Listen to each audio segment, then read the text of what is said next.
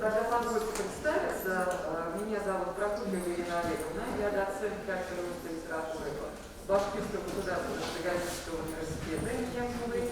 И мы рады приветствовать вас в нашем городе.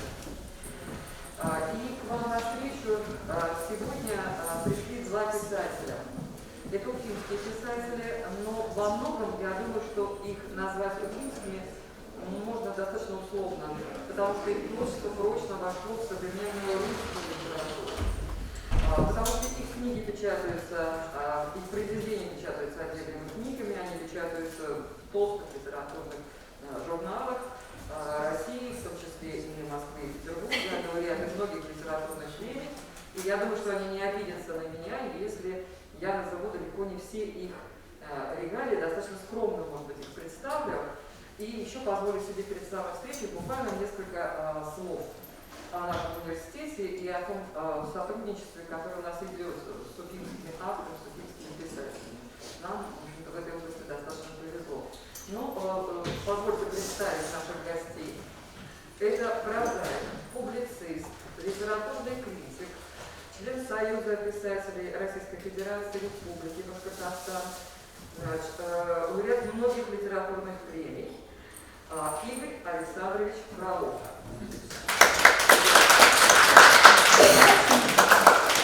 Спасибо.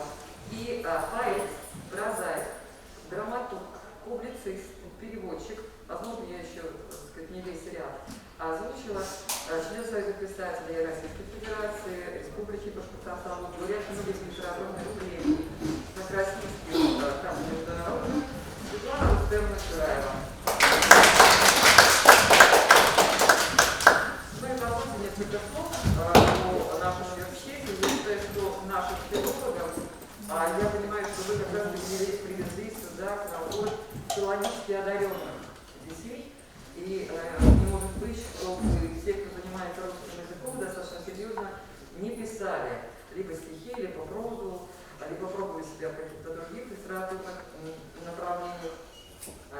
Нашему университету повезло учителям, будущим учителям филологии, потому что практически все проекты, которые мы реализуем по популяризации современной литературы, современной региональной литературы, очень хорошего качества, очень хорошего уровня, в этих проектах участвуют прозаики, поэты, драматурги нашего города.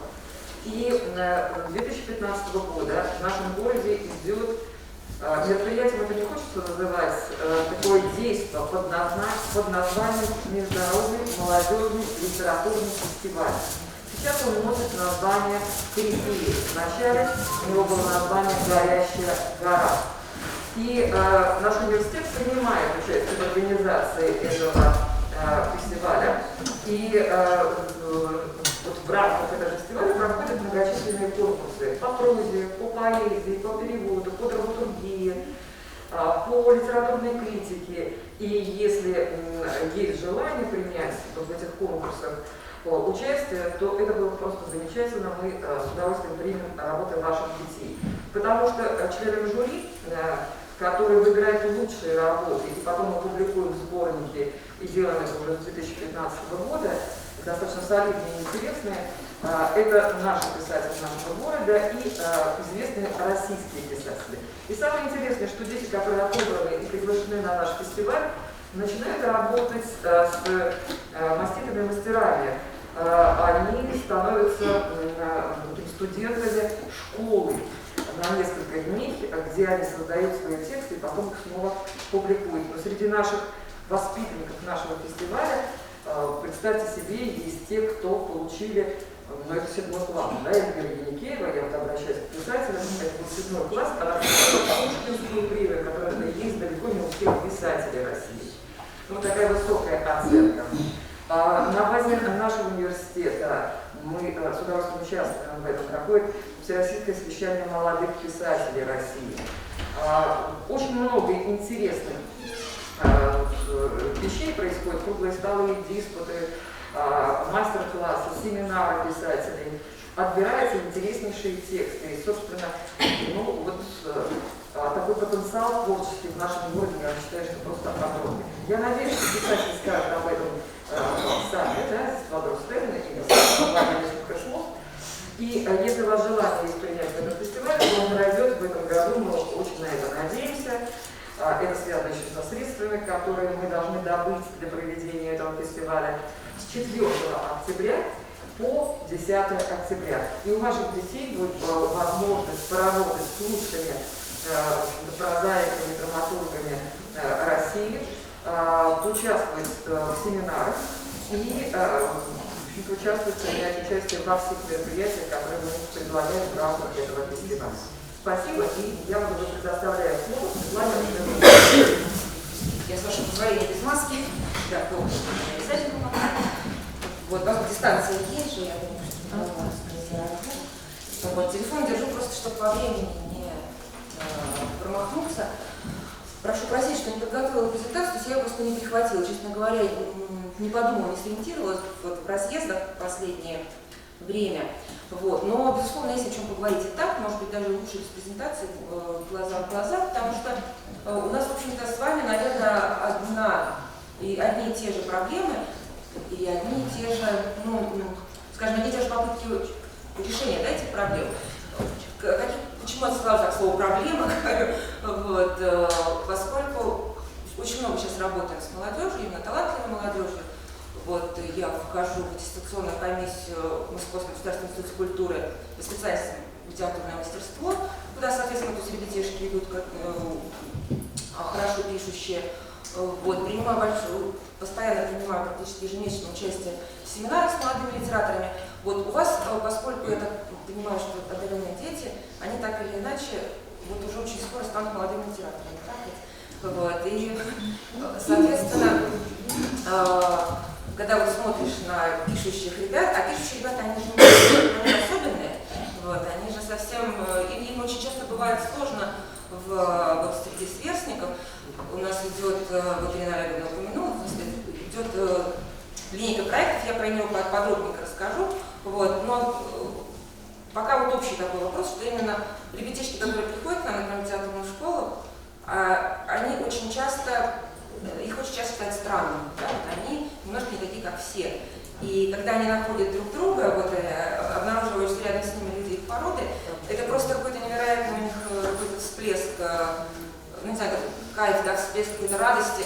Они говорят: точно, ты слушаешь ту же самую музыку, там, да, ты вот это читал, и начинается какой-то диалог. У нас одна девочка, даже я помню, ходила 3 дня по помещению, говорила: я точно, я говорю это вслух, я правда не про себя это думаю, я это проговариваю. Вот, то есть есть интересные ребята, на которых, в общем-то, по большому счету держится, наверное, наше общество, но просто они пока этого не поняли, их окружение не очень хорошо это понимает. Вот. И очень часто эти дети замыкаются и нарушается диалог, да, вот, с окружающими. Поэтому мы, конечно, всегда очень рады, когда мы их вытаскиваем, вытягиваем, вот, и они, встречаясь с себе подобными, получают такой серьезный импульс для творческого и личного роста. Вот. И почему я говорю, да, про проблеме, о том, что, значит, первое, то, что с ребятами, с этими, у нас, так, как вот сформулировать, сейчас пытаюсь сформулировать получше. Вот мы росли, значит, опыт наших бабушек, наших там прабабушек, прадедушек, родителей, он нам как-то пригождался. То есть вообще свойственно взрослому поколению передавать опыт там, следующим, да, молодым. Вот. И это нужно обеим сторонам. Это важно и взрослым, потому что идет какой-то определенный обмен, да? Это важно, естественно, и детям. А сейчас дети настолько другие, просто я вот почему сказала, что много работаю с детьми, я вижу, они другие, и наш опыт для них вот в таком готовом виде, как мы его в себе держим, он им не пригождается. Мы не можем им помочь существовать в таком мире. У нас нет опыта выживания в нынешней реальности. Вот вы согласны со мной, что сейчас она настолько другая, вот это вот у них по-другому работают нейронные связи. У них из-за того, что идет вот это вот, вы уже знаете, да, там, у меня точно племянники там, с 0 лет уже точно с гаджетами в руках, то есть у них абсолютно другое восприятие уже действительности, другой способ получения информации. И когда мы пытаемся, вот, когда выходят учителя, да, когда выходят, там, не знаю, литераторы, да, какие-то там любые спикеры перед детьми, чаще всего, очень часто идет барьер непонимания, то есть мы говорим на другом языке. Вот, мы вроде говорим, язык вроде бы русский, да, и у них, и у нас, но понимания зачастую нет между родителями и детьми. Вот нарушен диалог. И это настолько серьезная история, потому что этот опыт, им нужен опыт выживания. Они не могут, они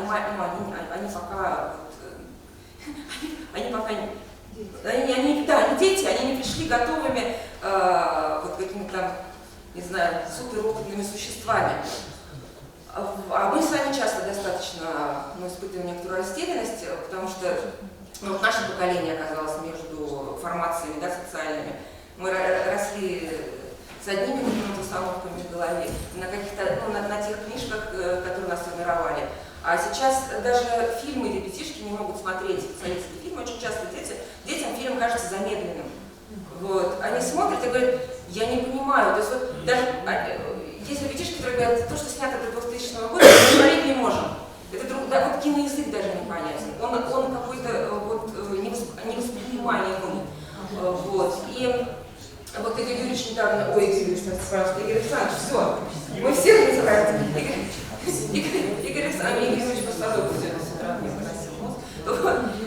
вот Игорь Юрьевич недавно выступал и сослался на это, Игорь Александрович выступал и сослался, короче, Игорь, мой хороший товарищ, писатель, сослался на какой-то фильм, Игорь, недавно, да, они вообще близко даже не смотрели, знать не знают, в общем, то есть, когда мы беседуем внутри поколения, да, мы опираемся на какие-то реперные точки, на наш опыт, а тут совсем другая история, и наша задача, безусловно, установить диалог, потому что мы старше, мы взрослые, но она очень сложна для нас, вот, но ее обязательно нужно сделать, потому что, во-первых, нам жалко наших детей, мы их любим, а во-вторых, просто не будет общества, если будут порваны связи, да, вот, второй, потому что медицинной проблемой, вот, и, наверное, тоже меня многие поймут, когда где-то в любом населенном пункте, маленьком, большом,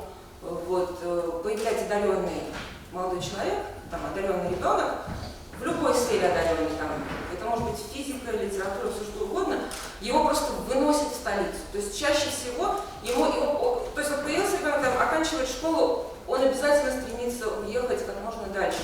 То есть, дальше от своего места рождения. То есть, чаще всего Москва и Петербург. Если ребенок родился в Москве, там тоже начинают думать, может быть, еще куда-нибудь его отправить, потому что в столице концентрированная культурная среда. Вот. В концентрированной культурной среде, когда попадает ребенок, в нем начинает сразу все бурно расти. То есть, одно дело, там все равно попало в какую-то сухую почву, да? Каждый, мы все рождаемся зерном. Вот. И если это зерно там еле-еле выживает, там, не поливается, не получает питательных веществ, все это погибает, вы сами представляете, как общаться с людьми, в которых вот это все пропухло, грубо говоря. Это и мир не в радость, и сам себе не в радость, и кровь течет не так, как надо, вот, и по сути жизнь загублена. Вот. А когда попадаешь вот именно в культурную среду, и к тебе все вот на полную мощь, любой талант, он вообще всегда есть какое-то зерно таланта в ребенке, вообще в любом человеке. Но когда вот это вот вырастает, собственно, это есть счастье, собственно, это есть наша жизнь, да? Когда мы вот с самого зернышка до плодов полностью реализовались. Это то, ради чего, в общем-то, имеет смысл жить, да? Вот. И мы вот с Игорем, когда стали работать в журнале, у нас тут есть журнал, где толстый литературный толстяк, он выпускается каждый месяц. И, в общем-то, мы стараемся сюда все так, каждый месяц давать такой срез культуры, да, можно сказать, литература и публицистика и все что угодно. Вплоть до детского журнала, вот в конце дается возможность напечататься совсем маленьким ребятам. И это, конечно, небольшой кусочек такой, но все равно он дает возможность как-то отслеживать, да, кто молодец, кто чем-то интересуется, кто пытается пробиться к своим, да? Вот, потому что все равно талант посылает сигнал, да? все равно ищут своих. И вот, когда мы с Игорем стали работать в том журнале, 2007 год, по-моему, да? Вот, Игорь пришел секретарем туда, заместителем главного редактора. Мы, конечно, переживали из-за того, что в городе атмосфера достаточно литературы, такая не очень питательная, да, была среда. И как не готовы были с этим смириться. Я сама из Академии городка Новосибирского, и как ребенок росла в среде абсолютно приспособленной для творческого человека. Вот Игорь тоже, сам расскажет уже там недавно из Сибири. И, в общем, нам в Уфе было немножко, хотя мы жили здесь много-много лет, но все равно это ощущение нехватки кислорода, оно, конечно, очень мешало, ощущение такой некой запавшейся атмосферы, особенно в литературной среде. Вот, и мы, как две лягухи, по-другому не скажешь, начали забивать лапами, вот так вот звучит, по-другому тоже не выскажешься. Вот, и провели первый фестиваль в 2015 году. Вот, и как раз нам очень помог педагогический университет, как помог, мы, по сути, друг другу непрерывно помогаем сами. То что мы сделали? Что было важно? Было важно выстроить такую вот систему по вертикали, по горизонтали. Да? То есть мы, писательская организация, я возглавляю нашу местную русскоязычную писательскую организацию, вот, мы с помощью литераторов попытались как-то сформировать нашу культурную среду, то есть не просто подгребали ярких, талантливых людей, вот, и к ним приводили детей, хотя это очень хороший метод, он прекрасно работает. Вот. Мы просто, значит, по возрастной шкале стали действовать. То есть обратились в школы, туда с помощью конкурсов выбирали детишек, которые хорошо пишут. Да? С ними занимались в литературной школе в течение учебного года. И благодаря вот этому университету появилась возможность раз в году делать трехдневную литературную школу для детей, совершенно безвозмездную для родителей, для всех, где ребятишки просто на 3 дня что-то вроде творческого лагеря вот так вот уезжают, как сидят, да, по сути, вот только на нашем уровне. Вот. К ним приезжает очень интересный детский педагог из Москвы, Лев Григорьевич Яковлев. Он ведет, если у кого-то есть возможность на него выходить, это библиотека Гайдара, центральная библиотека московская, и там лаборатория по работе с здоровыми детьми ведет Лев Яковлев, детский писатель, драматург, очень талантливый педагог, очень яркий, очень интересный, дети его безумно любят. Вот он приезжает сам, и мы привозим еще разных интересных людей, уже дополнительно, то есть, Лев Григорьевич ведет семинары, потом дает нашим детям рекомендации в Сириус, потому что он педагог Сириуса, то есть получается, что у нас уже за несколько лет там 52, наверное, детей съездили в Сириус, это тоже здорово, потому что они тоже свои. Вот я знаю, что в Кивайте вы видели, то есть это очень вдохновляет, когда человек приезжает и понимает, свои. Лев Григорьевич рекомендует Сириус, потом у него очень интересный проект. Он в Эксмо несколько лет подряд выпускал, вот нет с собой книжки, потому что я буквально вот с дороги, выпускал в Эксмо серию, где под одной обложкой, например, там Эдуард Успенский и вот говорила Ирина Олеговна, наша, например, Вера Никеева, или там мальчик там, из Мутищ, там еще, то есть вот ребятишки, это же всероссийский проект, то есть ребятишки отовсюду у нас приезжают, то есть вот, и зачастую текст, кстати, классика бывает менее интересен, чем текст ребенка, потому что они же пишут то, что самим интересно, а когда это под руководством педагога, то это еще и получается очень качественно, и текст, и плюс книжка хорошо оформлена, настоящая детская книга. Вот, у меня Лев Григорьевич говорит, я внук, когда читаю, мне все время внук говорит, пропускает, давай мне вот детишек, я просто имена сейчас не помню всех детей, кого там больше всего любит внук Льва Григорьевича, но действительно тексты очень интересные. Вот, это серия уже книжек, таких вот аккуратненьких, квадратненьких, маленьких, и они продаются в обычных магазинах книжных, то есть это такая уже полноценная публикация. Вот, плюс, конечно, мы публикуем детей. Получается, что вот ребенок сразу получает выход. То есть, допустим, мы по своих ребятишек собираем прямо вот из самых там, какой-нибудь отдаленной деревни, ребенок приезжает, он сразу получает прямой выход, например, на Москву через 2, да, допустим. Вот, то есть его печатают, на нас, да, то есть его печатаем здесь, это уже публикация, печатает вот в этой серии Лев Григорьевич, ребенок уезжает в Сириус, ну а самое главное, он уже приезжает в другие части меня, да, полностью, не полностью, но меняется кругозор. Раз меняется кругозор, значит меняется судьба. Потому что такое наша судьба? Это то, как мы делаем постоянный выбор.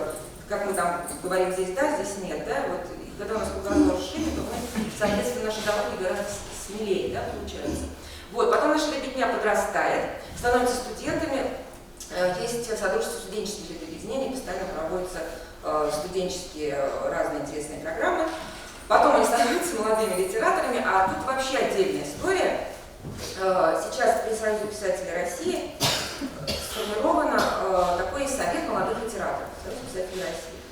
Возглавляет его Андрей Тимофеев, очень интересный прозаик и критик. И, мне кажется, эта информация может быть вам любопытна, если у кого-то уже вот дети на подходе, как говорится, к молодым литераторам. То есть там от школы до 35 лет. И вот этот совет молодых литераторов, там очень интересные, незаорганизованные, по-настоящему творческие, но при этом очень умные и яркие люди. Вот этот совет молодых литераторов Союза писателей России, они проводят совещания во всех регионах. То есть я уверена, что если поискать в интернете, да, вот совет молодых литераторов, например, я знаю, что в Ленинграде, да, Челябинской области, с кем мы хорошо общаемся постоянно, Самара, Новосибирск, в общем, их полно.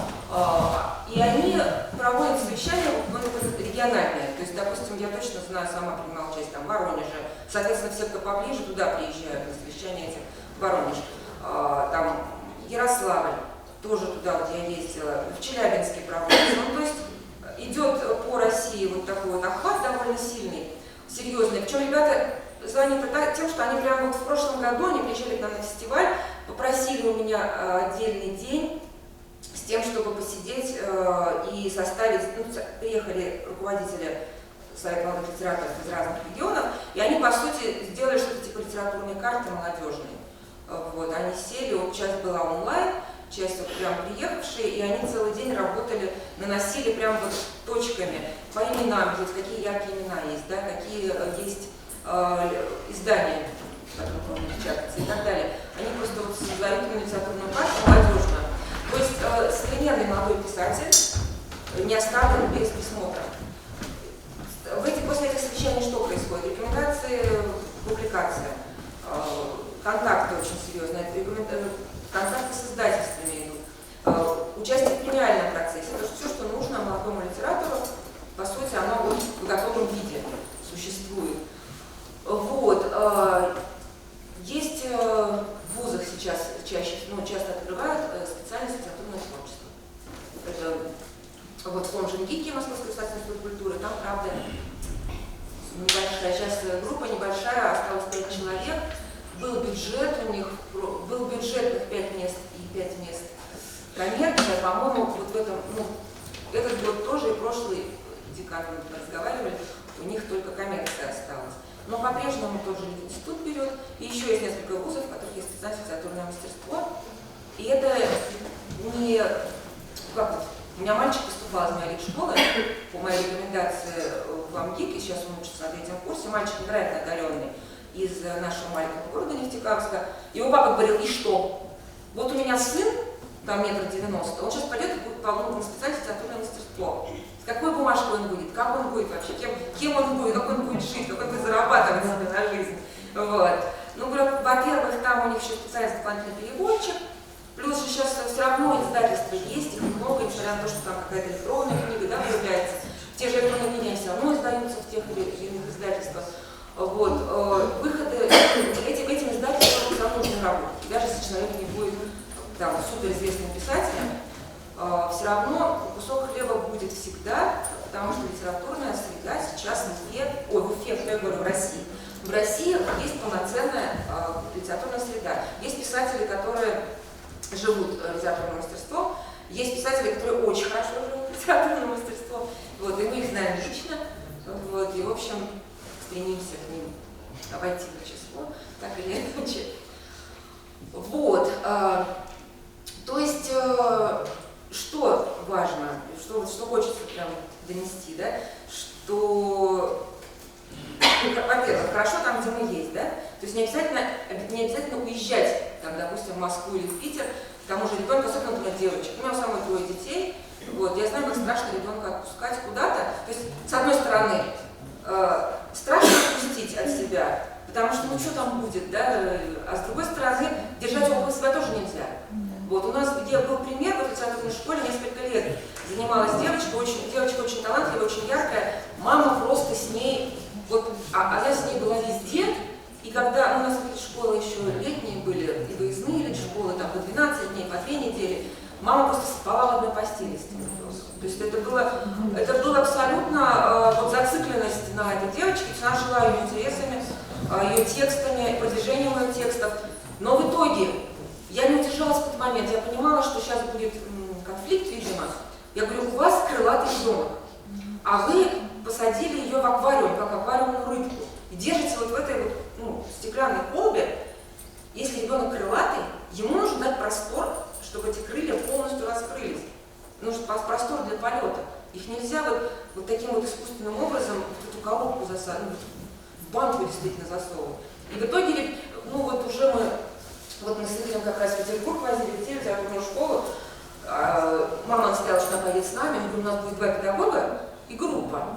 Вот, ну и будет вожатый. Она говорит, я буду помогать, я готова, там, она готова мне послушать, там, она готова все что угодно делать. Вот, но главное, я пойду с вами.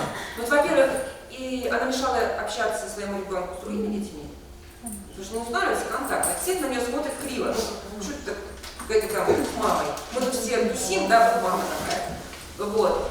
А во-вторых, конечно, то есть она ребенку мешала своему, и, в общем-то, и нам мешала устраивать. И потом мы смотрим уже, идет наша группа, их видно, они яркие, они смешные, они там устраивают ирландские танцы посреди этой Дворцовой площади. И идут 2 старушки такие. Одной где-то под 50, а другой 13. Ну, такая бабушка, такая 13 лет, одинаковые примерно, одинаковой походкой, кофточки такие очень похожие. Вот. Ну, сейчас ребенок пишет примерно никак. Вот. Ну, то есть это как, это русские слова, они выстроены там в каком-то определенном порядке.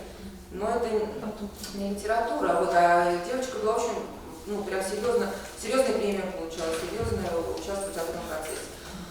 Вот. Так что, конечно, с детьми, с этими очень интересно. Вот так вот, я на вас так наскочила.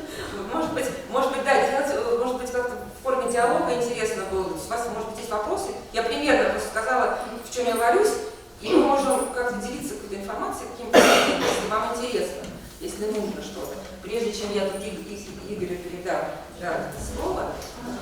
Да. Есть такая тема, я представляю Хабаровский край. Очень здорово. Я не слышала вашей организации в Хабаровском крае. Ну, вот, у меня есть хобби. Я создаю онлайн-проекты, которые помогают детям расти. Да. То есть у меня есть, собственно, социальная сеть литературных героев, абсолютно бесплатно, с любой точки зрения ты можешь найти. И мой новый проект «Вместе пишем .ру». Ага. Вот, там сайт для авторов и начинающих идея такая, что каждый ребенок регистрируется, уже и автор, и участник. Вместе они пытаются создать какую-то одну проблемную тему, там есть генератор идей, если вот свои, потому что каждый ребенок хочет писать, но не знает о чем. Ну, типа, вот, знаете, вот говорим мы. Сейчас я планирую это сделать на летней площадке, себя пробировать. Платформа, она уже работает, доступна, все, ну, делать как вашу экспертизу получить, либо подсказку к этой теме. Вот. Наверняка было бы очень здорово обменяться контактами, ну, то есть обязательно надо обменяться контактами, и просто мы продолжим общение, то есть просто мы друг друга покидаем. Мы еще работаем с краевой, то есть это краевое учреждение, не просто обычная школа, а краевой центр, и у нас дети со всего края, то есть у нас есть хорошие. Вот это же всегда очень здорово, когда мы начали выстраивать свою систему, да, как по возрастам и по географии, то есть в 2 шкалах, мы тоже опирались на вот таких же шальных должников, как мы. То есть, в каком маленьком населенном пункте есть учитель, который с утра продает корову, потом побежал на работу, а потом еще сидит в свое рабочее свободное время, еще с детишками литературный кружок ведет. У нас такие есть очень много наших. Мы и благодаря Ирине Олеговне в прошлом году мы для них сделали отдельный тоже, вот, собрали их, тоже типа небольшого такого, лагерь, такое плохое слово, ну как еще по-другому скажешь, чтобы было понятно. Тоже вот они 3 дня у нас обменивались опытом, общались, тусили, там тоже для них тоже была интересна и такая творческая программа. Вот, было важно их поддержать. И в городах такие всегда у людей, как я вижу, да, и потом дальше уже смотришь по областям, по краям, вот, и нам, этим людям очень важно друг друга знать, вот, прям вот, видите, тоже сегодня не зря уже встретились, явно что-то будет, то есть мы как-то друг друга будем поддерживать. Вот, я обязательно скину все контакты, да, обязательно нужно сделать.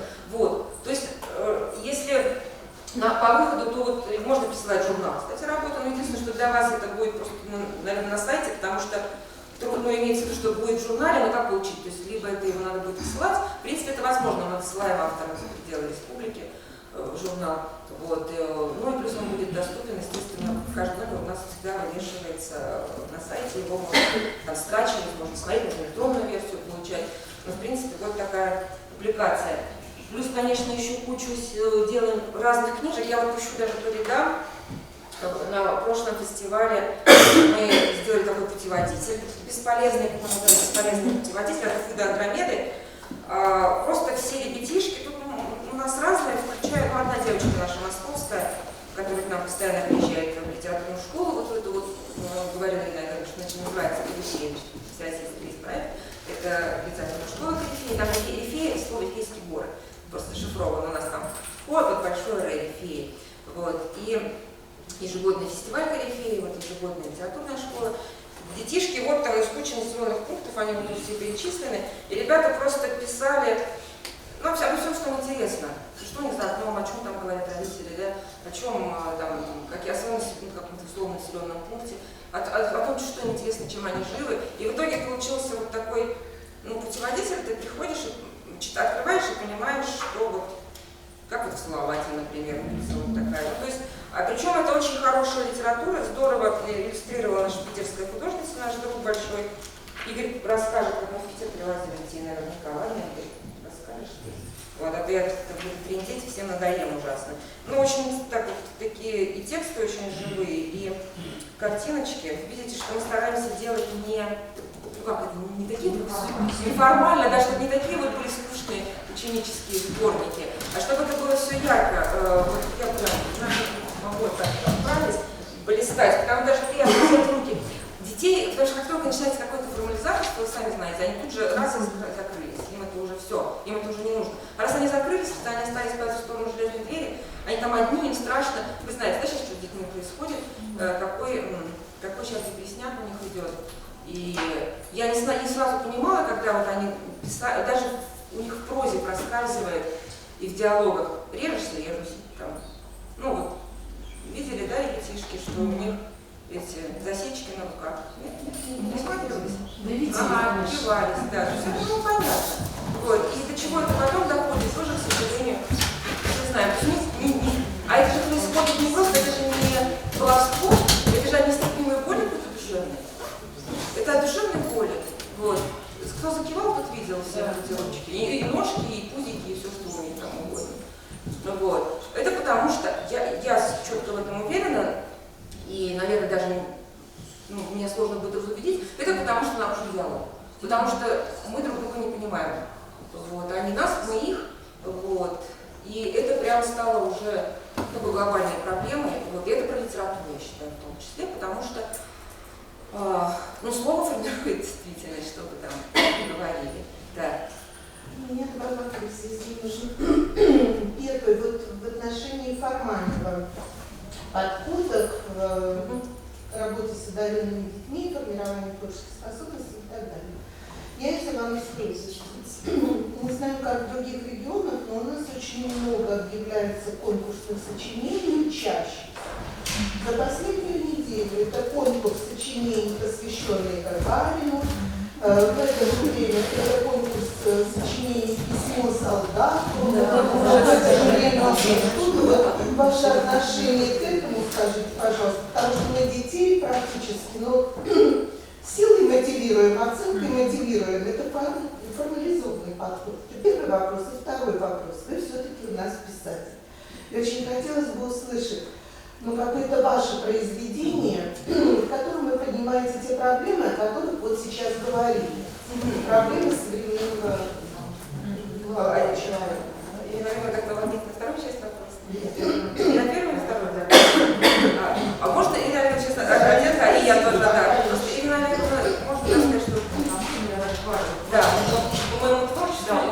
специалист. Зудит сразу, понимаете, по поводу того, что это кошмар и ужас, потому что это абсолютно глобализация, и это такая ложь в таком большом глобальном масштабе. И мы учим лгать, потому что, знаете, приходя со своими студентами на урок, вот они задают какие-то формальные вопросы, а дети же не идиоты, они же, простите меня за эти слова, не дебилы, они хорошо отвечают, говорю, как вы, я говорю, как в Госдуме, все очень правильно. И тут же выходят, надо делать вот так, да, и тут же выходят на перемене, да, портфелем по голове, и там еще какие-то шпильки, да, это все понятно.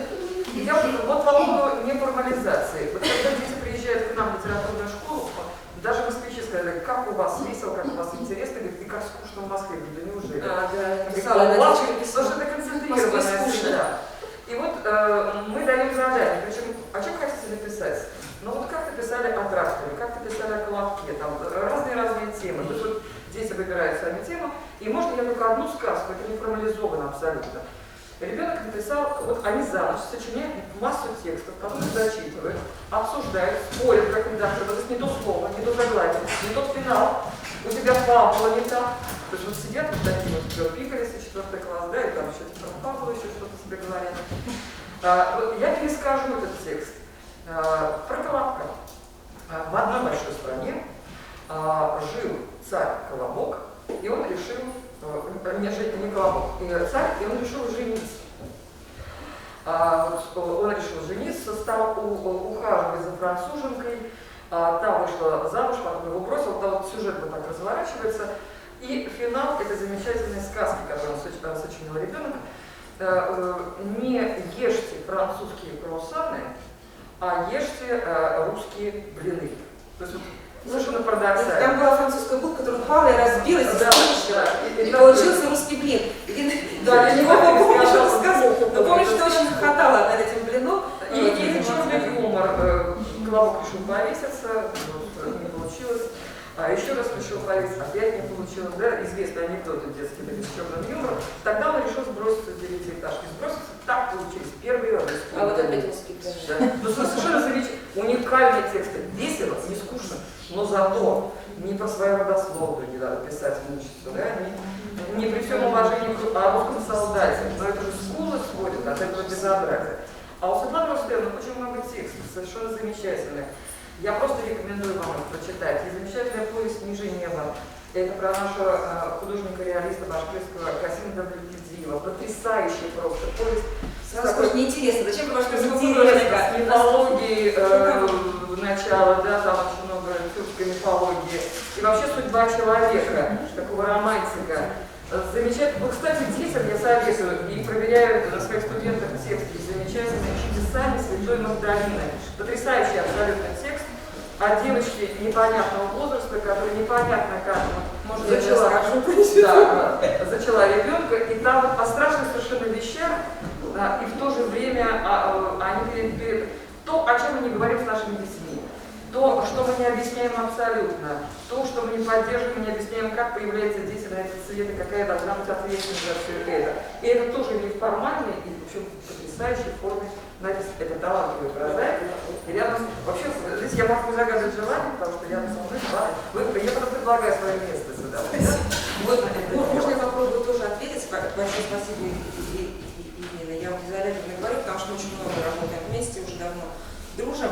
Вот, наверное, со самым коротким, вот как в чем я совершенно убеждена, и опять считаю, что нам нужно тоже и не меньше, чем им, показывать им максимально, что хоть мы кажемся, что мы по разным сторонам баррикад, что они дети, что мы одной крови, все равно, хоть у них другая операционная система в голове, у них другие нейронные связи, но мы все равно одной крови, и мы готовы к диалогу. Вот готовы, и настолько важно разговаривать со взрослыми, вы даже не представляете, может быть, представляете как раз. То есть, поскольку здесь же люди, которые работают с одаренными детьми или живут рядом с одаренными детьми, если родители, настолько им важно разговаривать, они когда понимают, что взрослый готов разговаривать с ними без назидания, самое главное, что им не врешь. Вот если не врешь, вот прям очень же сложно, кстати, не врать. Вот, когда эту привычку приобретаешь вообще по жизни, очень хорошо становится жить, когда они понимают, что им не врешь, когда они понимают, что, я говорю, любые вопросы, вот все, что хотите, можете с собой разговаривать, независимо от литературы. Начинается вот это вот, именно диалог, начинается живое движение, кровоток, по сути, идет, Вот, то есть гнойники все прорываются, и они очень меняются. Ну, не сами, конечно, очень меняются. К нам вот приезжают преподаватели в школу. Ну, такой есть принцип, мы берем кого-нибудь очень яркого, и, как мне Светлана все видит блестяще, сразу как сорока тащит в свое гнездо. Любой человек, вот пусть человек кругосветку сделал там на яхте, не имеет никакого отношения к литературе. Мы все равно, я говорю, люди же пишут, пусть они знают, как морские узлы вяжутся, как там, не знаю, галеон работает, как, ну, все должны знать. Мы берем человека, сажаем, вот, и отдаем растерзание. Вот. И человек выходит, говорит, ну такое спасибо. Я говорю, а что спасибо? Время потратили? Нет. То есть люди взрослые тоже очень меняются, когда общаются. Вот. И нам единственный способ, мне кажется, это не врать. И если действительно дается этот конкурс несчастный, который, ну, там учителя вынуждены отчитываться, можно ли, наверное, тоже найти какую-то возможность, ну, найти какой-то способ в этой теме какой-то, ну, избавиться от лжи, да, потому что, в принципе, ну, там про тоже дословно. Если нет возможности отбрыкаться, то хотя бы сказать, что не давайте нам казенными словами, ну, пусть они не боятся говорить то, что они на самом деле чувствуют. Потому что, ну, заставить их чувствовать, про ту же войну, ну, не дай бог, конечно. Вот, но это я только для себя такой выхожу, вижу. Вот, понимаю, что ужасно структуризованная школа, но о чем говорить? Даже с батюшкой разговаривала, он говорит, мы планы отчеты, туда надо отдавать десятину, туда надо это. Нам говорит, некогда требую исполнять. Я не могу поговорить по душам со своими прихожанами, потому что я, говорит, уже чиновник. То же самое в школах, это вообще бред, конечно. Кстати, есть конкурс «Интерес дети» полюбили очень сильно. Вот. Расшифровка литературных героев, конкурс финансовый. Ну, в общем, они... В любом конкурсе можно найти какую-то живую, в любом конкурсе. Посылаешь вроде совершенно нестандартные, как вы про Колобка рассказывали, детское творчество. Извините, там жюри-то оценивает по своим критериям. Можно тоже вопрос? Да. Вот, к слову про критерии. Очень часто в конкурсах чтения собственных произведений либо других авторов есть такой критерий соответствия возрасту. И когда участвуют, например, мои дети, они очень часто внешне очень юны, но внутренне очень взрослые. Но бедные взрослые. Да, и это всегда очень роняет общий балл. Вот как вы относитесь к этому критерию и насколько вообще адекватна и справедлива оценка соответствия возрасту? Вот я честно скажу, в этом я не очень разбираюсь, потому что вот конкурсы, которые мы проводим, мы смотрим только талантливые, проводим как журнал, как своих писателей. Вот. И опять же мне видится, только как маме, там, и как человек, который с этими детишками имеет счастье общаться, я считаю, что это счастье для меня, потому что иначе я плохо, наверное. Вот. Если ребенок не выиграл в конкурсе, еще где-то участвовать и объяснять, что это всего лишь конкурс, не значит, что там твоя работа плохая, это же возможно, нет? Вы так бровью повели.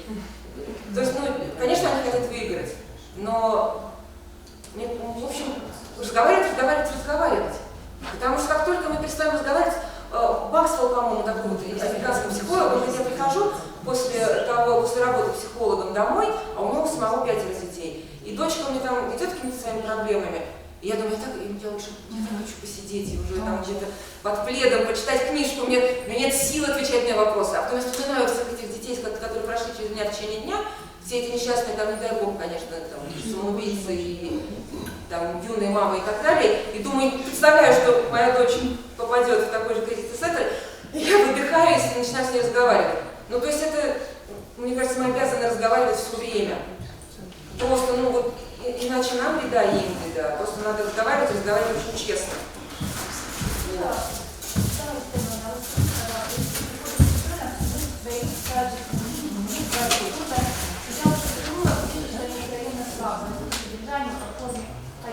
Да, он же вложил что-то. Да, он же вложил. Вот как не убить желание писать о том, что нибудь еще, и тем не менее адекватно.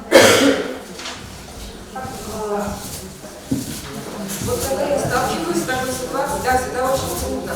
Действительно, потому что желание, с одной стороны, ты понимаешь, когда ребенок творчески не оттолкнешь от этого, все равно будет писать. Вот я сейчас прям каждый раз пугаюсь, потому что каждый раз скажу из текста. Это действительно вы очень точно, прям очень правильно проблему обозначили. Поможете ответить, коллеги, пока я быстро собираюсь с мыслями, Игорь? Вот смотри, если текст не очень... Потому что и не только ребенок, у нас же и молодые литераторы с этим тоже. С молодыми-то проще, они все-таки поустойчивее. Вот. Вы рассказывали о девочке, которая убегает как мама. Вы же почувствовали, что что-то изменилось в ее. Текст А перестал... как вы об этом говорите ей? Девочка не могу уже сказать. Но сейчас уже с ней занимается Лев Петрович, я говорила, я про московский. Он ей честно пишет. Ну, потому что вот, ну, Лев такой же, вот, мы стараемся говорить честно. Стараемся говорить честно здесь. Мне вот я позавчера была у студентов, и там дети, молодой человек спросил, а как вот, да, и как будущий педагог говорит, а можно здесь не говорить там, о смерти, да, о сексе, о том, можно здесь не говорить о графомании, можно ли за них совершенстве текста. Наверное, все равно же всегда можно найти что-то хорошее, ну то есть тему.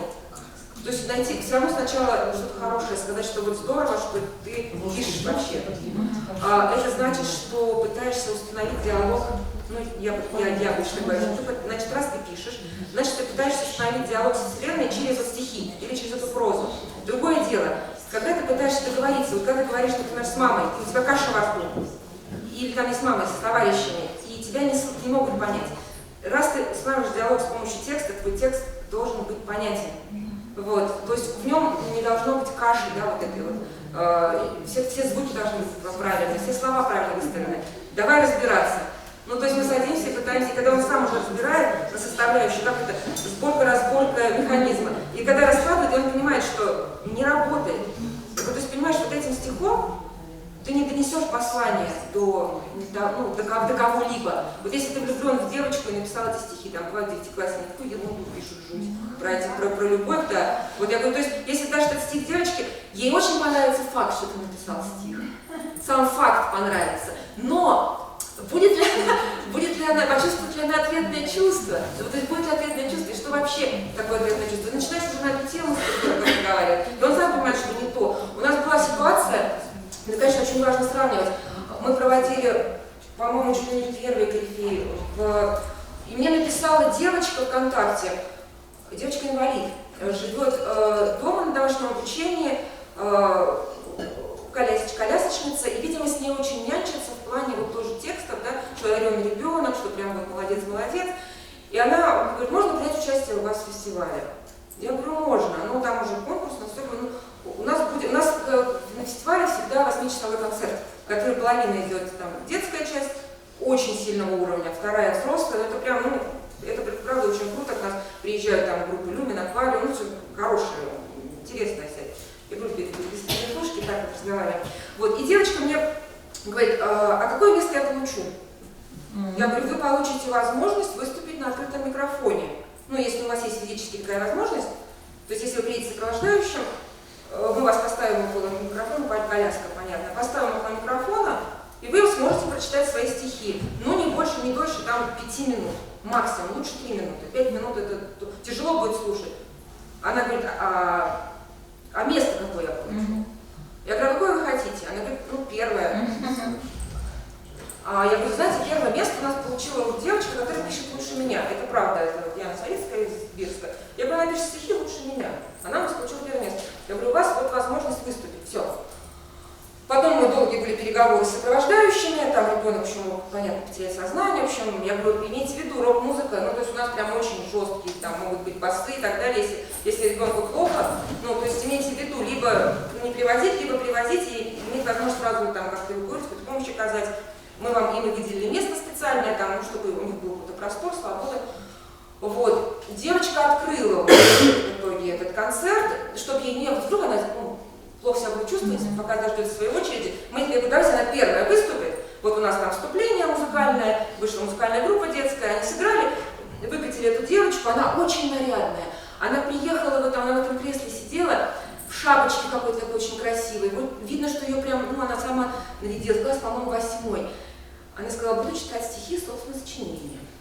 Она прочитала стихи, которые, когда она мне прислала, были отвратительные стихи, но она их прочитала очень искренне, вот как эти плохие стихи.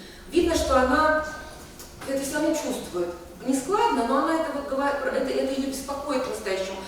И то, что она вот с таким искренним чувством и вот в этой колясочке, и так вот держась читала, всех прошибло все равно. То есть никто не оценивал ее текст как какой-то прям супер текст. Вот. А она, главное сказала, я первый раз на таком фестивале, там очень яркая сцена, там софиты, шикарно все оформлено, куча людей перед ней. Она говорит, я первый раз, я очень волнуюсь, там, если я забуду, вы надо мной не смеетесь, конечно, там не смеетесь. Вот. И это вступление было потрясающее, у всех был комок в горле. Потом она сидела довольно долго, отказывалась уезжать, не давала себя увести. А на следующий день она мне написала, как мне научиться писать стихи. Вот это был кайф вообще потрясающий. Как мне научиться писать стихи? То есть она меня за 3 дня до этого спрашивала, ну, дайте мне первое место. Вот, а потом она сидела, слушала. То есть когда вот ребенка, вот вы говорили, да, про эту банку, как засовывают этих детей, очень важный диалог. Нужно понимать, что ты не один, такой талантливый. Огромное количество талантливых людей. Ты среди них должен свое слово сказать. Ну, то есть главное, что ты в себе раскроешь. Я уже Игорю отдам слово, потому что меня... Я одну сегодня читаю свою.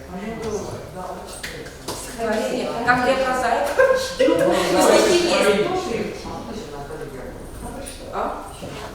Я говорю, прочитать сейчас. Одну секунду, какое прочитать-то, Господи, боже мой, чтобы не сбиться и не испугаться. Я же если я забыла слова. Нет, это уже старье, сейчас. А мы старье хотим. Так, так, сейчас. Так.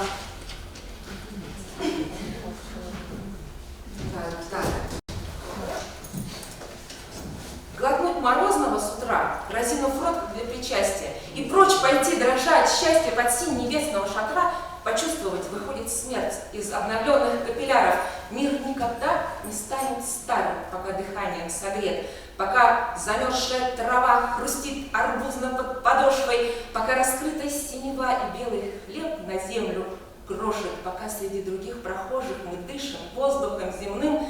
Наверное, бессмертны мы, и все вокруг бессмертны тоже. А нам не жалко в это утро, пускай идут, пускай спешат, не думая, какое чудо земной раскручивает шар. Я же не готовилась к поэтическому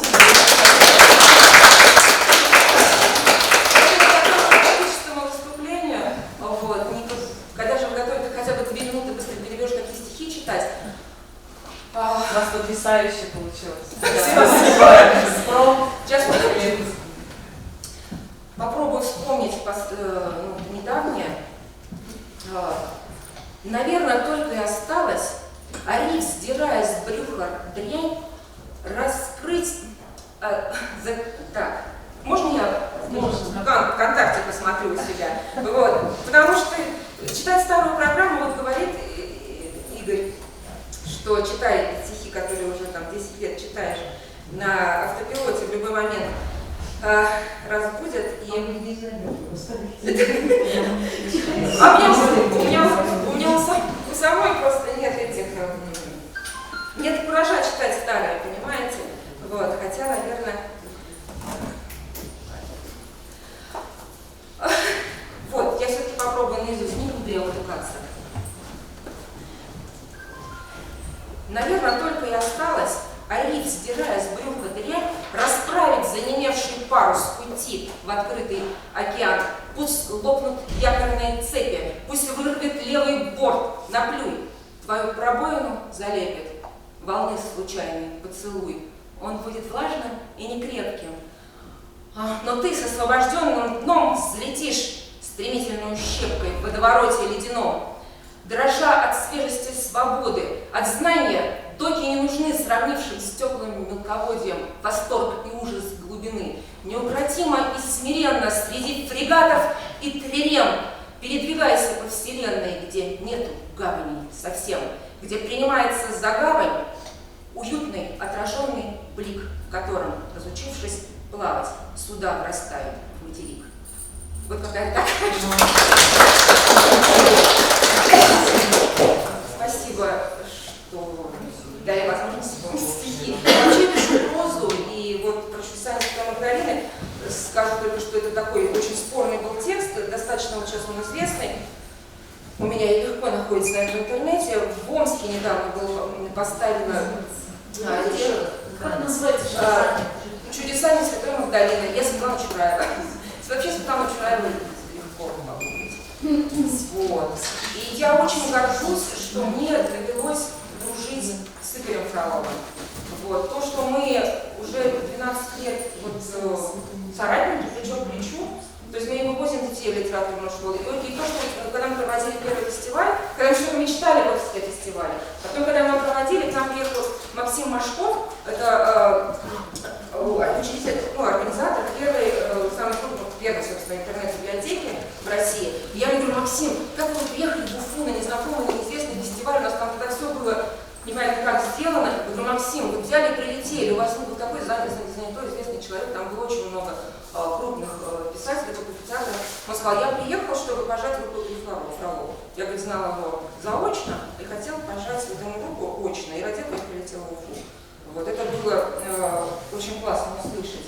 Ты не знал. А вот мне так Максим сказал: теперь я тебе могу выдать. Вот, Игорь служил в Афганистане, в общем, о себе, может, скажешь пару слов? Правда, я у тебя столько времени? Мне кажется, я надо что мне? А то просто нечестно уже. Мы пришли вдвоем, а я тебе тут полчаса оставила. Ну и хорошо, и я уж сидел, ничего не говорил. Тебе надо себя в конце выступать, а потом еще читать стихи. Это всегда на ура принимается в результате. Да вот я что-то стеснялась. Я хочу просто, наверное, дополнить Светлану тем, что, немножко о себе расскажу, чтобы вы понимали. Мы как бы, хоть Ирина Олеговна и говорит о том, что мы российские писатели, мы, конечно, да, участвовали во всех конкурсах, получали какие-то премии, но все-таки пока ты не взял большую книгу, тебя не знают в России.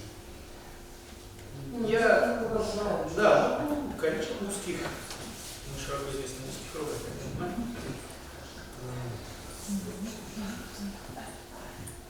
Да, я вот с чего Светлана начала, я служил в Афганистане, это было давно, 86-87 год, я был вертолетчиком после авиационного института, который я окончил в Уфе, и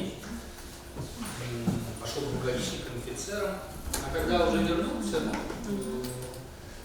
начал писать, потихонечку посылал в Новый Мир, как обычный путь советского юного литератора. Там мне обратно присылали. Потом началась перестройка, перестройка уже шла, и как бы начали закрываться или там уменьшаться тиражи. Вернее, тиражи росли, но при этом как бы что-то не получалось для того, чтобы напечататься. Я забросил литературу, и уже позже, когда пошел интернет, там я обнаружил сайт армейских историй, где люди просто присылали свои воспоминания. Я что-то решил, думаю, напишу-ка я 10 воспоминаний. Причем они писали забавные истории, случаи из армейских будней своих. И я решил написать 10 историй, которые я вспомнил, веселых из своей военной практики. Когда начал писать, то постепенно разошелся, оказалось, что память, она как корова, чем больше дрожь, тем больше молока. И я написал около сотни таких историй. И их выложили на этом сайте, выкладывали постепенно, там пошли комментарии, людям это понравилось. И так родилась, потом мне сказали, у тебя получилась книга. Я всего лишь все писал, когда-нибудь я напишу роман, а сейчас я просто для того, чтобы потренировать память, вспомнил какие-то истории. Но потом мне сказали, ты давай-ка не придумывайся, вот это у тебя книга, народ ее полюбил, ее там послали в Эксмо, Эксмо ее напечатала, потом она еще претерпела несколько изданий, потом я ее дописал. Вот, и эта книга существует и сейчас в интернете, называется набор журнал номер 57-22-10. Борт-журнал номер 57-22-10. Если вы наберете Игорь Фролов борт-журнал, она там выплывет обязательно. 57. Да. Да, она претерпела несколько изданий. Даже я уже стал отказываться, когда мне присылали обложку, которую они хотят. Я говорю, нет. Потому что она, как обычно, серии. Сейчас же бумажные серии, поэтому, когда она проходит какую-то военную серию, там какая-нибудь обложка, которую ты уже не можешь изменить. Отказался пару раз от таких предложений. Однажды на меня вышли англичане, настоящее индийское издательство, которое издавало воспоминания ветеранов, наших ветеранов, о войнах. И мне предложили прислать им текст. Я, значит, отобрал то, что для английского читателя как бы, понятно, послал им. Мне прислал английский издатель письмо, что переводчик начал работать, ему очень нравится. И он, значит, это переведем, издадим 1000 экземпляров.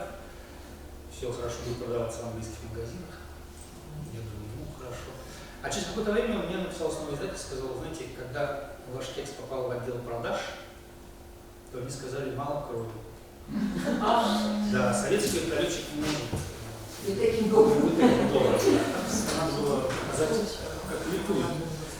Я говорю, ну я уже дописывать не буду, как мы летали. Не надо. Так что у них там какой-то отдел продаж. Ну и у нас тоже.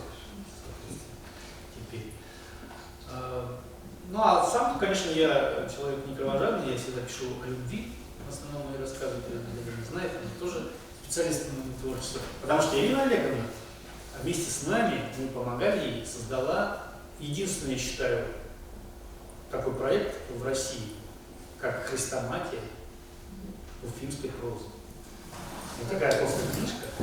Поскольку мы журнал «Близкие просторы» имеем свою, так сказать, наших подавать всю уфимскую прозу, и не только уфимскую, но и республиканскую, поэтому это проект по тому, чтобы внедрить в наших институтах и университетах, на наших филфаках, журфаках и в школах тоже.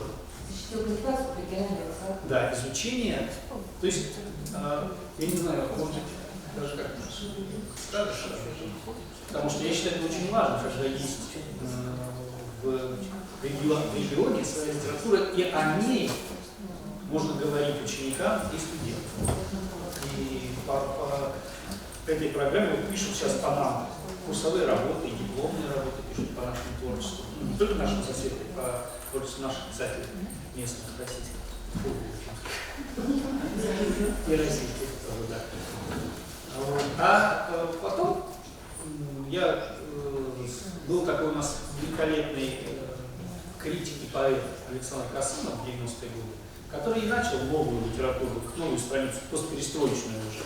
Вернее, перестроечную, постперестроечную, постсоветскую страницу уфимской литературы и башкирской литературы, русскоязычной. Я попал в его кружок. Он делал журнал «Сутолока», делал маленькие книжечки, устроил литературную маленькую премию, которая, так сказать, объединяла вокруг себя. Он работал в «Вечернем Уфе» в газете и вел там страницу. Каждый месяц выходил одна страница. Потом я устроился с его подачи, не с его вернее подачи, а вот, как бы, войдя в этот круг, меня позвали в газету, я там стал работать в еженедельнике литературном, опять же, литературно-публицистическом еженедельнике, 16-полосном. Дорос там до замредактора, был ответственным секретарем, замредактором. И уже вот оттуда я перешел в журнал «Близкие просторы», куда там умер главный редактор Юрий Анатольевич. И стал молодой наш товарищ Юрий Галихин. И он нас со Светой позвал туда работать. И вот в 2007 году этот журнал был совсем другого вида тогда. Это был, значит, такой типичный журнал провинциальный, литературный. Вы знаете, как провинциальный наш современник, так скажем. Если наши современники там были такие корифеи, как Василий Глов, Бондар и так далее, то здесь, естественно, более мелкого калибра печатались местные старые литераторы. И в основном этот журнал был создан в 1998 году для того, чтобы здесь печаталась не только русская проза, но и переводная башкирская и татарская проза, поскольку у нас есть особенность в нашей республике, она национальная, как вы знаете. И национальные литературы, они, как бы, наверное, благодаря им был создан этот журнал в первую очередь. Потому что, может быть, и не создали бы в такое время, в 1998 году, тот толстяк литературный, если бы башкирские и татарские писатели тоже бы не поддержали эту идею, потому что им негде печатать переводы. Как они попадают? У них был журнал «Неделя» на башкирском языке, и есть он. А как же им попасть к русскоязычному писателю?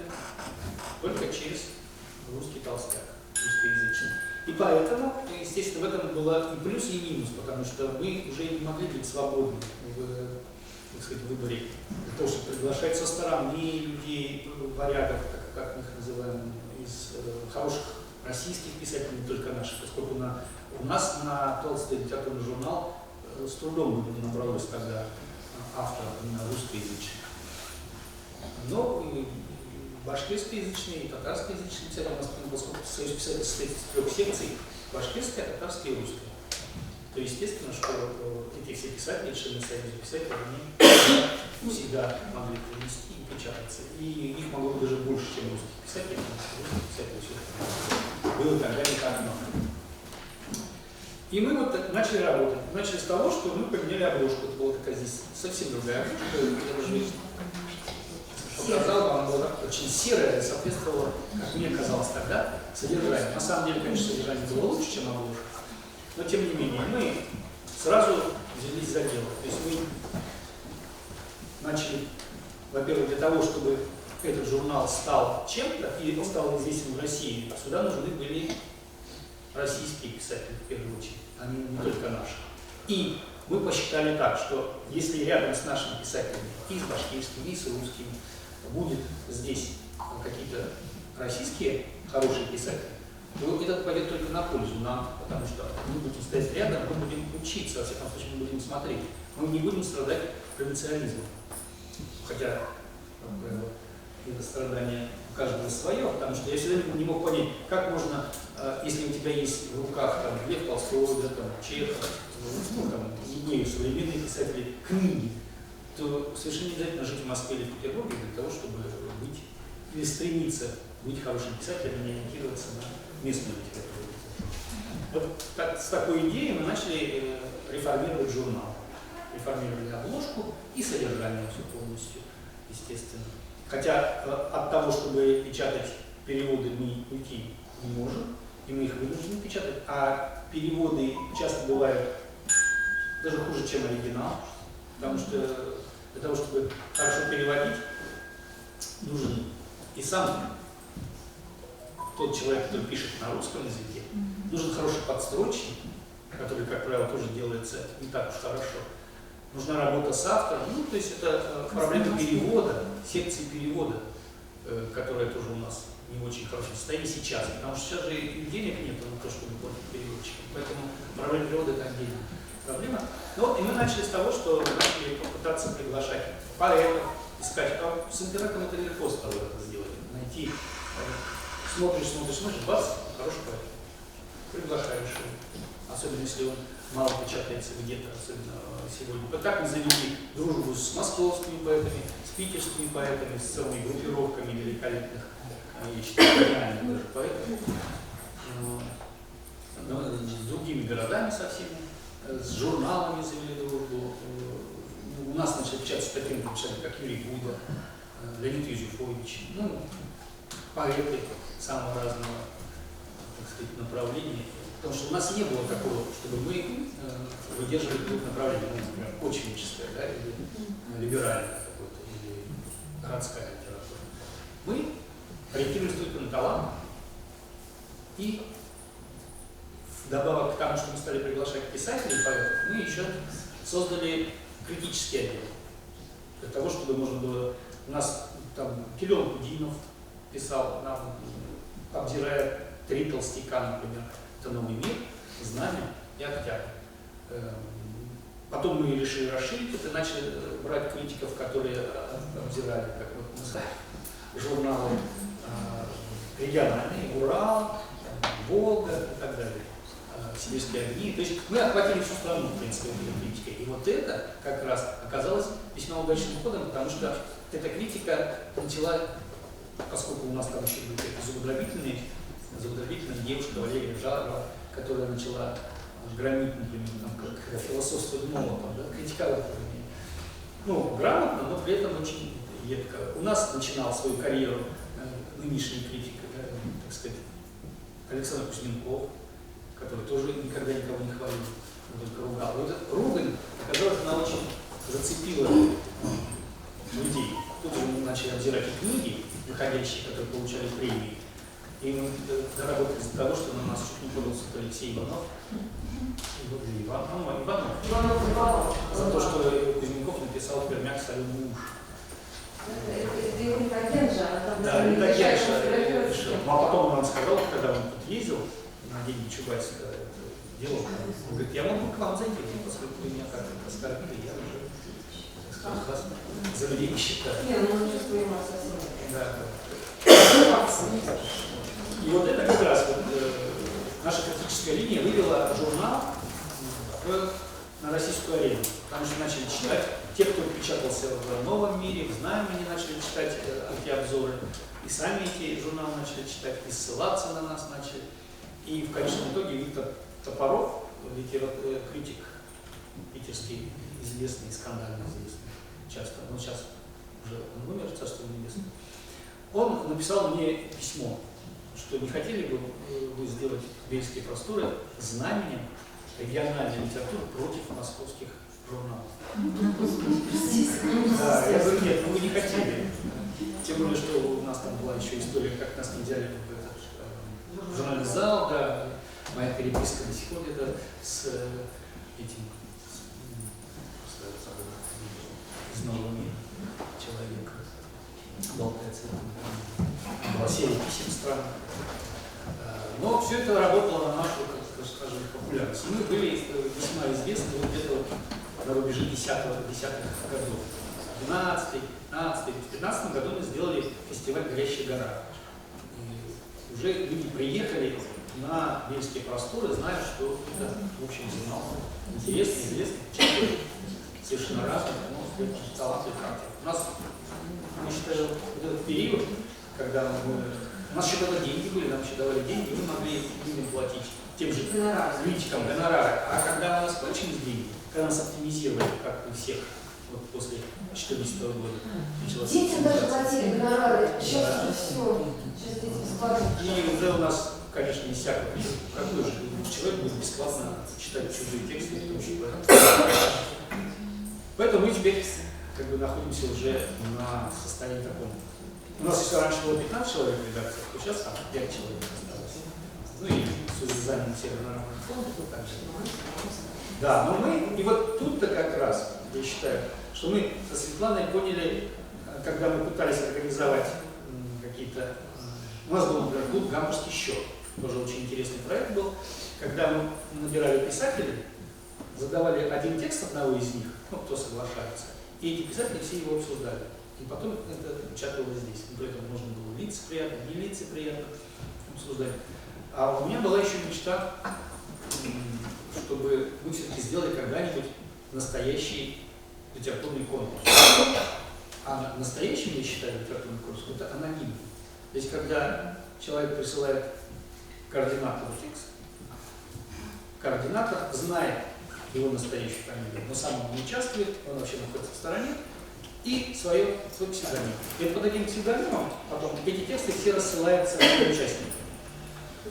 И каждый участник ставит оценку анонимному тексту, так перекрестно друг друга оценивают. Потом это премия стала называться «Прокрустная», премия «Прокрустная», потому что это было 5000 знаков, плюс-минус 10. То есть это жесткие рамки, и задавалась тема. Мы провели вот несколько таких конкурсов. У нас все время росло количество участников, стали уже, когда смотрели в интернете, заинтересовались люди со всей России, начали присылать. Так что вот, жизнь у нас бурлила литературно. Но тут мы со Светой, конечно, поняли, что все-таки в первую очередь мы должны делать упор на детях. Потому что взрослые это уже отрезанный лавок. Да. Мы, в общем-то, начали это, наверное, как раз где-то года с 12-го, даже с 10-го заниматься. Ну, мы завели вот этот сначала классный журнал, здесь в конце 15 страниц у нас здесь есть. Завели конкурс «Моя классная жизнь».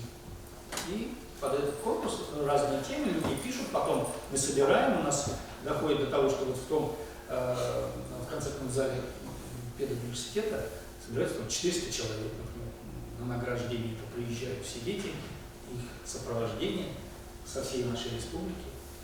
однажды мы детей просто, вот как раз та учительница, которая, как Свет сказала, утром подоила корову, а вечером кружок, вот у нее в Ангасяке, село Ангасяк, там было сколько? 12 человек, да, к нам приехало? 13, да. Вот маленьких девочек, мальчиков, которые вот в этой сельской школе. Мы устроили просто целый день в Уфе.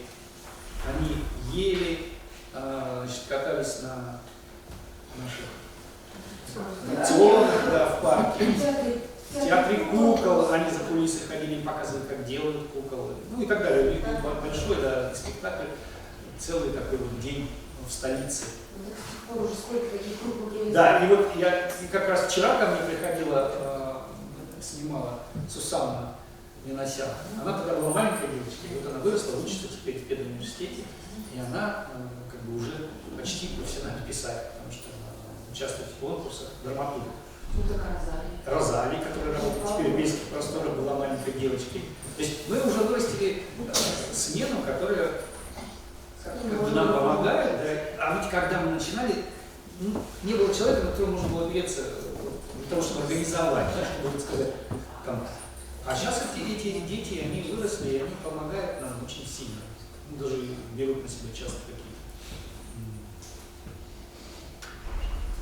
Сейчас есть полноценный заводной среда. Да, вот когда Свет сказал мне, расскажи про Питер, мы повезли группу наших детей в Петербург в 2017 году. И уже мы везли туда на подготовленное место, потому что мы туда ездили на Петербургские мосты.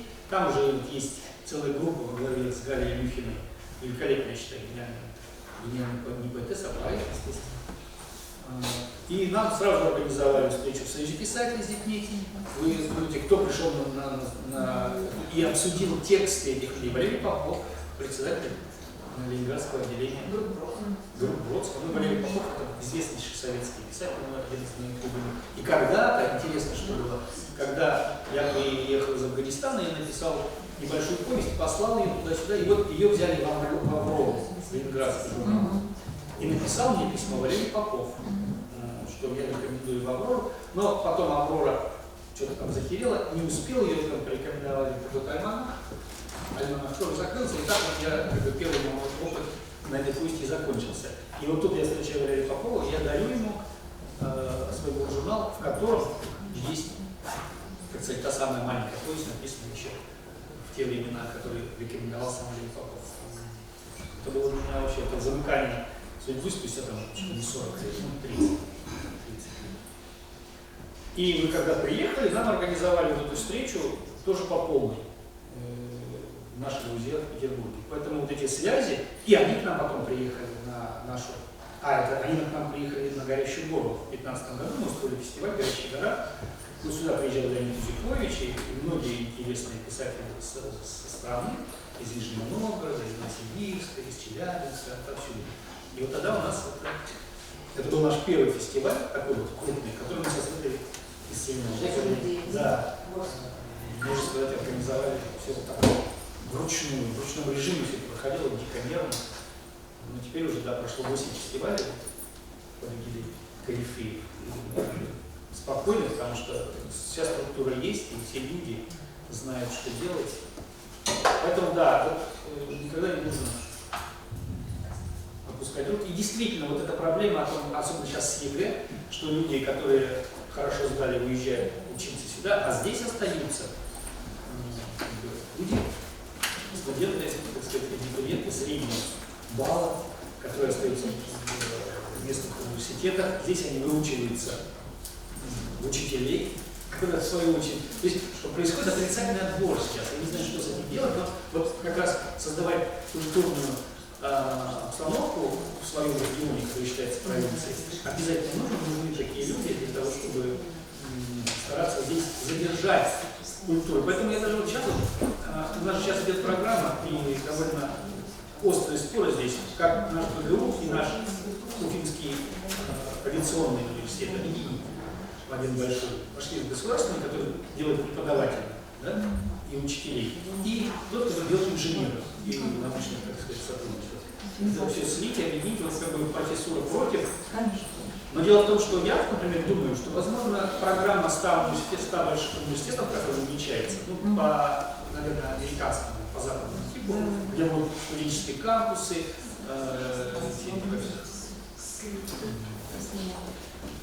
научная работа будет вестись в этих университетах, спортивная команда. Ну, то есть, как я понял, она такая. Подозрение, что как всегда, да, как лучше будет, как всегда, тоже есть такое. Но вот это может быть оказаться центрами такими, которые будут задерживать, создавать культурную среду в каждом из регионов, и не только москвоцентричными странами. Поэтому, может быть, если мы будем этому делу помогать и как-то в нем участвовать, хорошо. Ну, что, наверное, я тоже не знаю, может быть, если есть какие-то вопросы. В общем, как я своим детям все время в театрной школе говорю, подавайте всегда внятные звуковые сигналы, вот, и все будет сбываться, как вы хотите. У меня старший сын как-то недавно сказал: мама, ты очень классная, но у тебя есть очень плохая черта, ты не умеешь говорить «нет». Я сначала пошутила, говорю, так появились вы трое, вот, но на самом деле совсем так. А на самом деле, понимаешь, как это устроено, говорю, мне тоже никто не говорит «нет».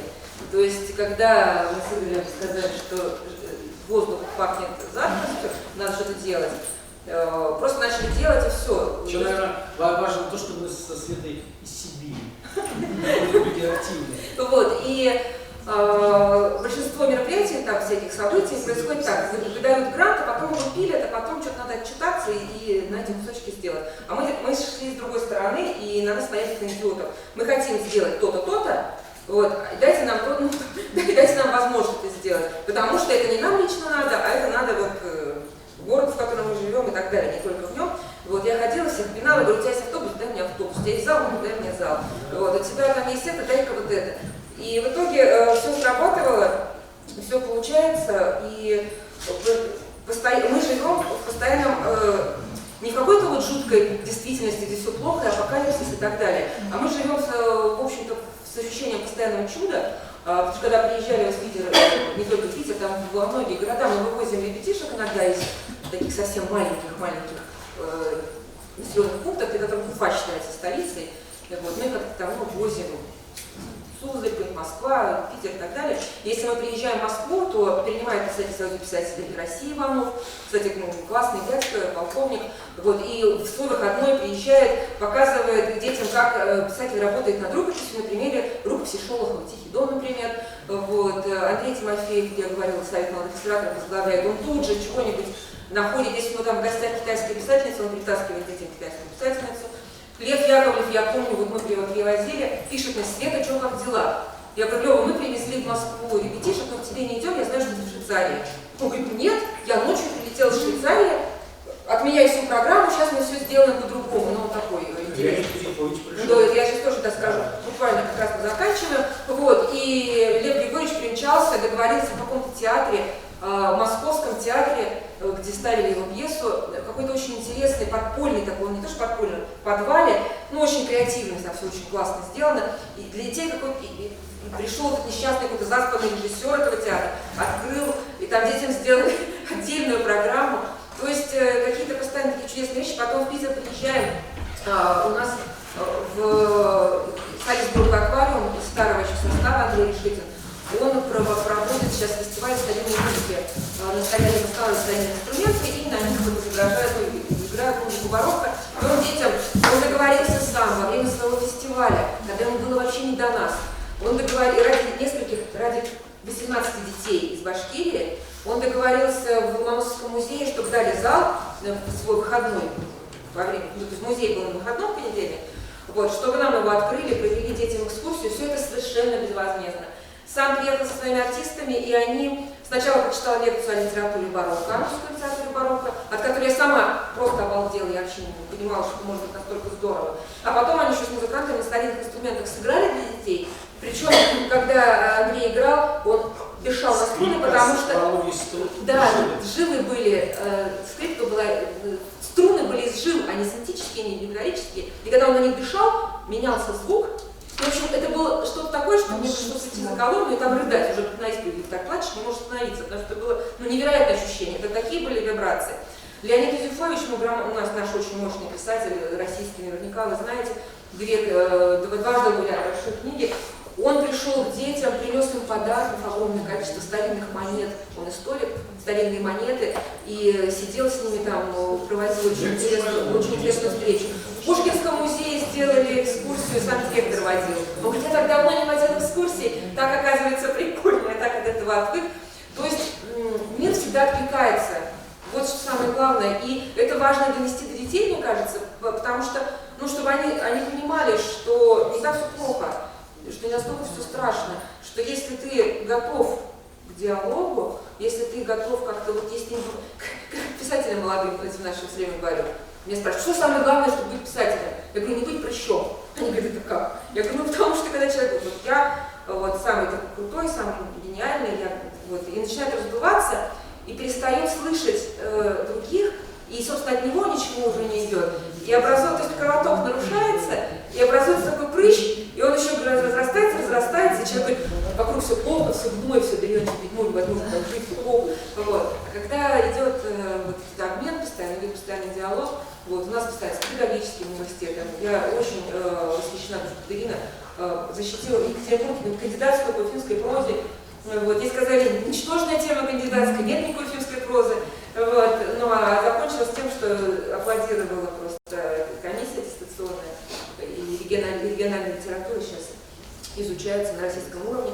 То есть все возможно.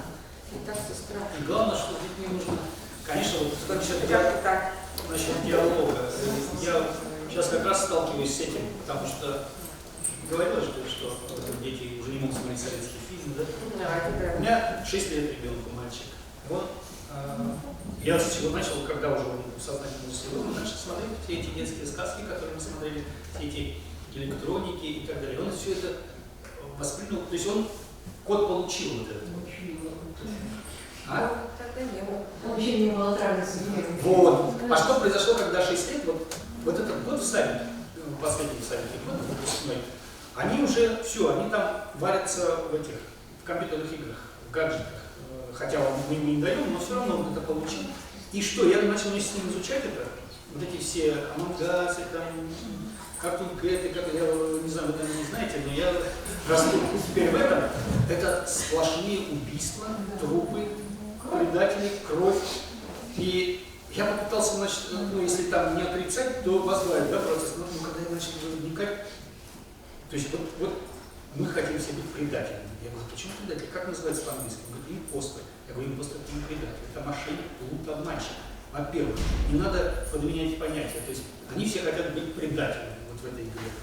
То есть они хотят убивать, они хотят что-то просто нереальное. Я вот сейчас как раз идет борьба между молодежной новой культурой, которая прямо с самого детства им прививается, вот через эти все, а куда денешься? Через телефоны и так далее. И нашей, так сказать, культурой нас.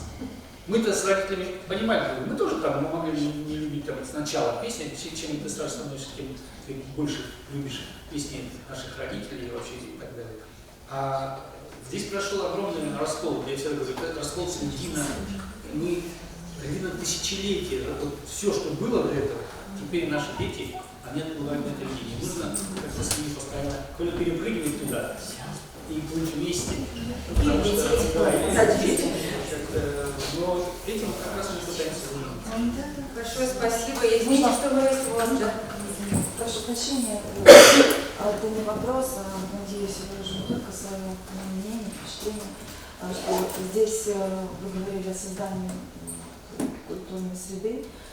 И я увидела, что вы нашли своих, вы эту среду действительно сами создаете, вы воины света, вот такой дневной дозор, и сгорая сам, да, зажги других.